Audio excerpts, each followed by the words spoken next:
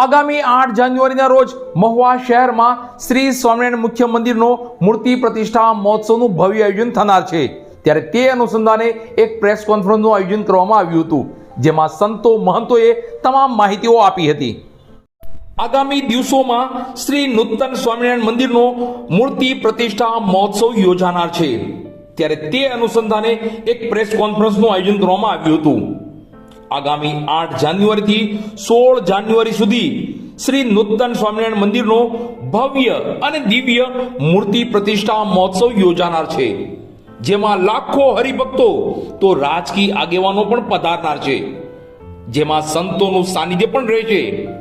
ત્યારે આ મૂર્તિ પ્રતિષ્ઠા મહોત્સવની રૂપરેખા અન્વયે એક પ્રેસ કોન્ફરન્સનું આયોજન કરવામાં આવ્યું હતું।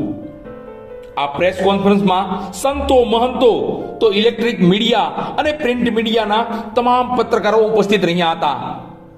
આ પ્રેસ કોન્ફરન્સમાં બાલ મુકુંદ સ્વામીજી, પતિ તપવન સ્વામીજી, સત્સંગ સાગર દાસજી સ્વામીજી, હરિકૃષ્ણ સ્વામીજી, હરિચરણા સ્વામીજી ઉપસ્થિત રહ્યા હતા અને તમામ સંતોએ યોજાનાર પ્રતિષ્ઠા મહોત્સવની તમામ માહિતીઓ આપી હતી।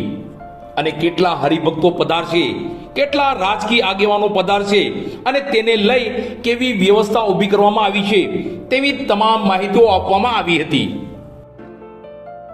મહોત્સવ કેવા પ્રકારનો રહેશે, આવો ક્યારે શરૂ હોય છે અથવા તો નથી થયો કે થવાના છે, આ મહોત્સવની જે વિગતો છે એ આપ જણાવો।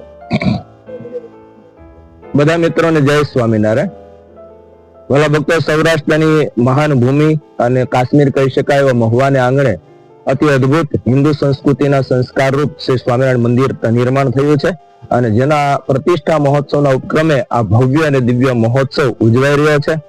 જે મહોત્સવની અંદર બહુ ભવ્ય કથા ડોમ નાખવામાં આવેલો છે, જેની અંદર 40,000 થી વધારે ભક્તો એકી સાથે બેસી અને કથા મહોત્સવનો લાભ પ્રાપ્ત કરી શકશે। અને આ મહોત્સવની અંદર 12 થી દેશ વિદેશથી આવનારા ભક્તો માટે રહેવાની વ્યવસ્થા કરેલી છે। 2000 ઉપરાંત એટેચ ટોયલેટ બાથરૂમની સાથે ટેન્ટ સિટી ઊભું કરવામાં આવ્યું છે અને એકી સાથે 40,000 ભક્તો, 50,000 ભક્તોથી ઉપર લોકો અહીંયા રાત્રિ રોકાણ કરી શકે એવી પણ વ્યવસ્થા કરવામાં આવી છે। અને અહીંયા 3 ટાઈમ 9 દિવસ સુધી ભોજન પ્રસાદની વ્યવસ્થા કરવામાં આવેલી છે અને એમાં રોજે એકી સાથે 50 થી 60,000 ભક્તો પ્રસાદ લઈ શકે। સવારના પોરમાં, એવી રીતે બપોર સાંજ કવાઈ અને આખો દિવસમાં લગભગ 2.5 થી 3 લાખ લોકો પ્રસાદનો લાભ પ્રાપ્ત કરી શકશે એવો ભવ્ય મહોત્સવ આ મહુવાની ભૂમિ ઉપર ઉજવાઈ રહ્યો છે। આ દિવસ પહેલા આવો ભવ્ય મહોત્સવ ક્યારેય પણ ગુજરાતની અંદર ઉજવાનો હોય એવું સાંભળ્યું કે નિહાળ્યું નથી, એવો ભવ્ય મહોત્સવ આપણા મહુવાને આંગણે ઉજવાઈ રહ્યો છે। માટે જે ભક્તોને આ સમાચાર પ્રાપ્ત થાય બધા ભક્તો આ મહોત્સવનો લાભ લેવા માટે પધારજો।